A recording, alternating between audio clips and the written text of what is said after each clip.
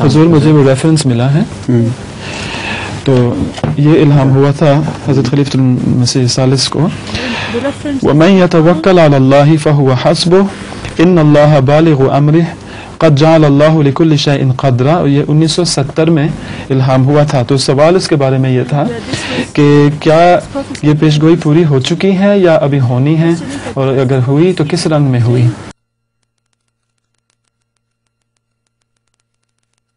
تبدیلی کے متعلق تھی، اور وہ ہلکی ہلکی تبدیلیاں تو آ رہی ہیں، مگر وہ عظیم الشان پیشگوئی جس میں یہ ہے وہ ابھی تک نہیں ہوئی پوری. وہاں پہ پڑھیں جی.